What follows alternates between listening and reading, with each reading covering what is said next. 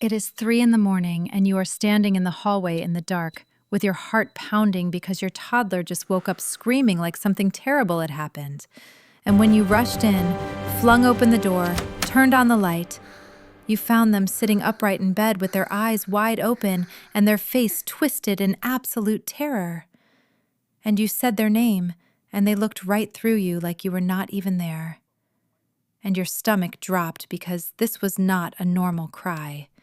This was something else. And you did not know what to do, so you tried to hold them and they pushed you away. And you tried to talk to them and they screamed louder. And the whole thing lasted maybe 4 minutes that felt like 40. And then suddenly, they just stopped and went back to sleep like nothing had ever happened. And you stood there in the dark, alone, wondering what you just witnessed and whether something is wrong with your child or wrong with you, because you could not fix it. And fixing things is what you are supposed to do. If that scene is familiar, you are in the right place. And I want you to know before we say anything else that what you witnessed that night has a name, and it has a neuroscientific explanation, and it has absolutely nothing to do with your child being broken or traumatized or disturbed. And it has nothing to do with your parenting failing. And the moment you understand what is actually happening inside your toddler's brain during those screaming episodes at night, is the moment that fear you carry will begin to dissolve. Because the truth is so much less frightening than what your imagination has been telling you at 3 in the morning. Most parents assume that when a toddler wakes up screaming, it means the child is having a nightmare, and that the best response is to wake them up fully and comfort them with words and logic. But that assumption, while completely understandable, is neurologically backwards. And tonight, we are going to walk through exactly what is happening in the developing brain during these episodes. Why your toddler cannot hear you and does not recognize you in those moments. Why trying to reason with them makes it worse. And what your nervous system as the parent actually needs to do instead of what your instincts are telling you to do. Let's go deep into this together. The first thing you need to understand is that there are actually several very different phenomena that can cause a toddler to wake up screaming at night. And the most common one that parents encounter with children between the ages of 1 and 5 is something called a sleep terror. And it is fundamentally different from a nightmare in a way that changes everything about how you should respond. A nightmare happens during REM sleep, which is the lighter dreaming stage of sleep. And a child who wakes from a nightmare is genuinely awake. They know where they are, they want you, they can be comforted by your presence and your voice and your touch. A sleep terror is different in every single way. Sleep terrors happen during the deepest stage of non-REM sleep, called slow wave sleep, or stage 3 sleep. And during a sleep terror, your child is not awake. They are not dreaming in any traditional sense. And their brain is caught in a strange, partial arousal state where the motor and emotional regions of the brain have switched on, but the cortex, the thinking, the awareness, the recognition part of the brain is still completely offline. This is why your child can be sitting upright, screaming, moving around, sometimes even walking, and yet have no awareness that you are in the room with them. They are not seeing you. They are not hearing your words in any meaningful way.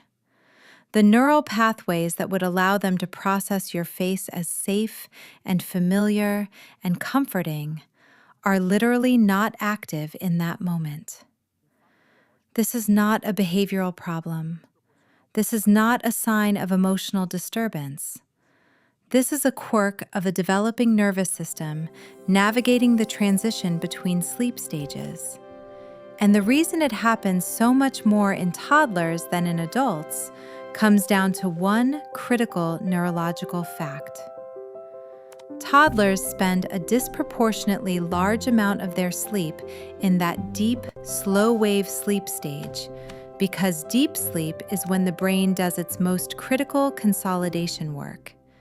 And a toddler's brain has an extraordinary amount of consolidation to do every single day. Think about what your toddler learned today. New words, new physical movements, a social interaction they have never experienced before, an emotional state they did not know how to name. Every single one of those experiences needs to be sorted, filed, strengthened, and wired into long-term memory.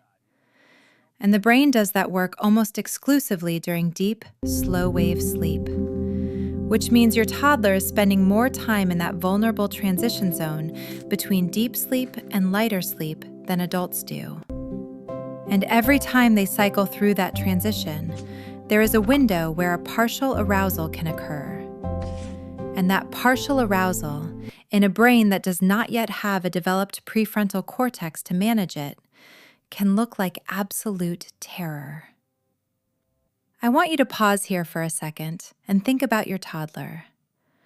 Does yours wake up screaming at a predictable time most nights? Usually within the first 2 or 3 hours after falling asleep? Tell me in the comments, because that timing pattern is actually one of the key diagnostic markers that separates sleep terrors from nightmares.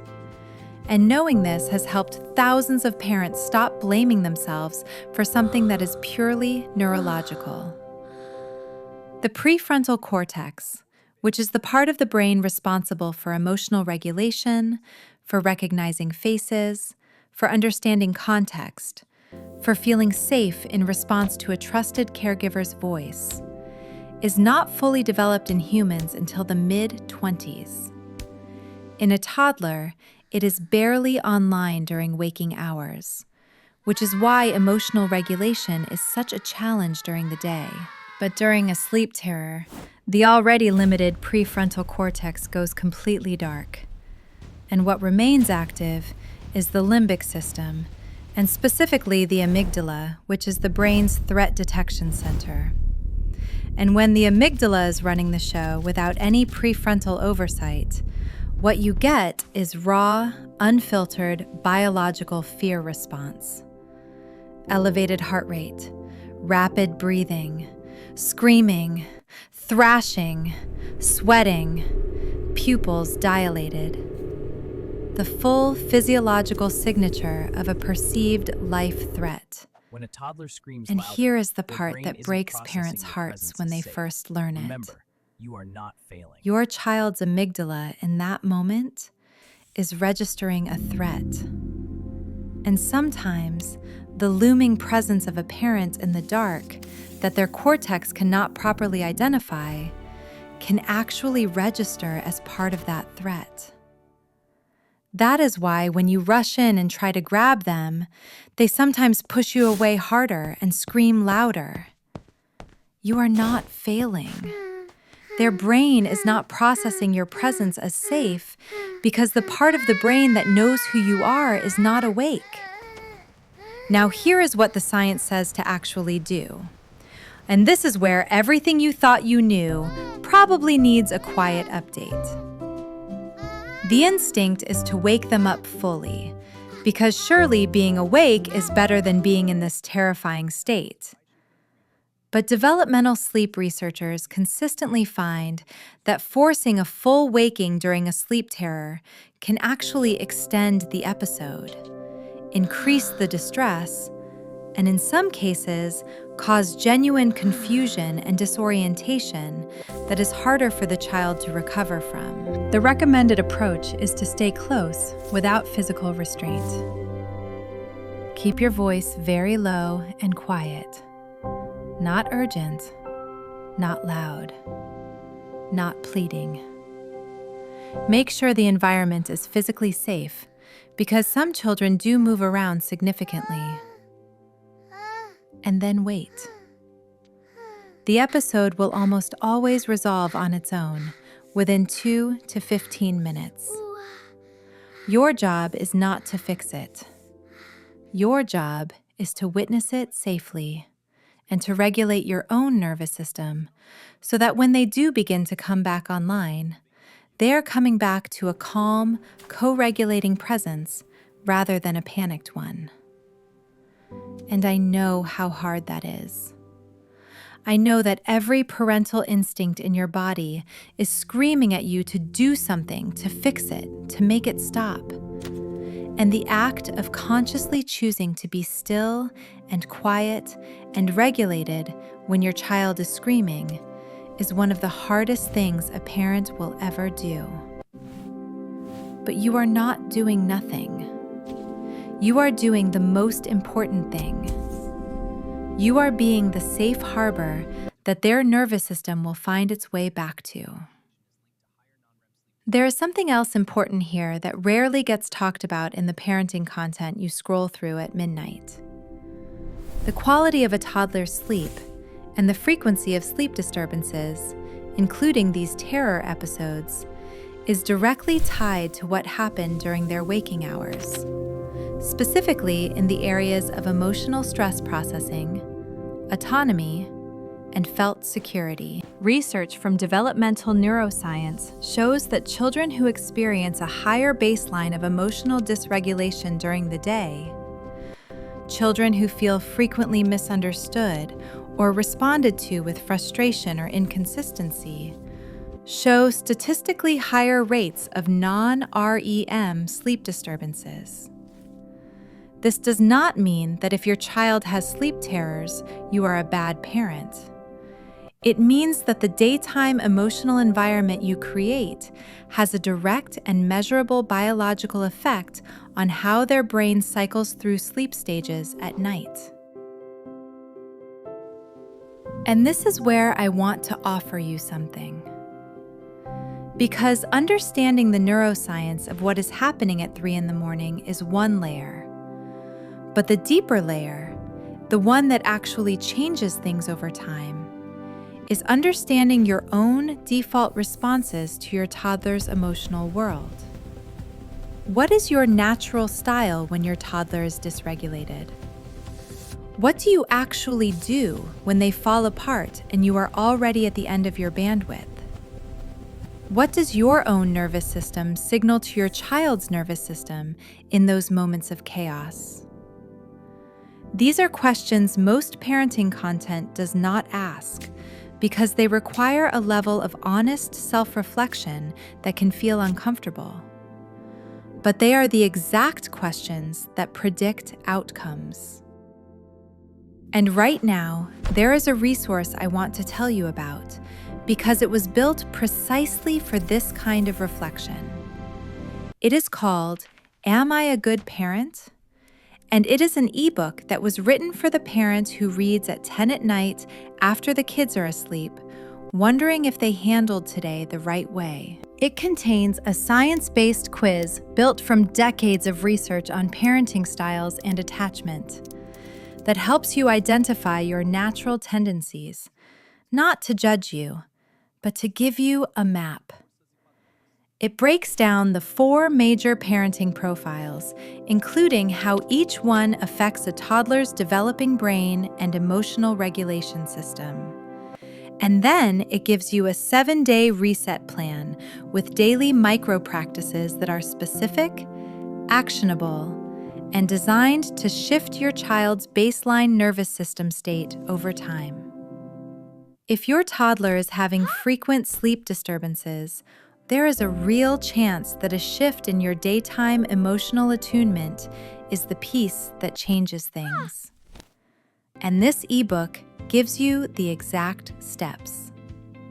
You can find the link in the description below.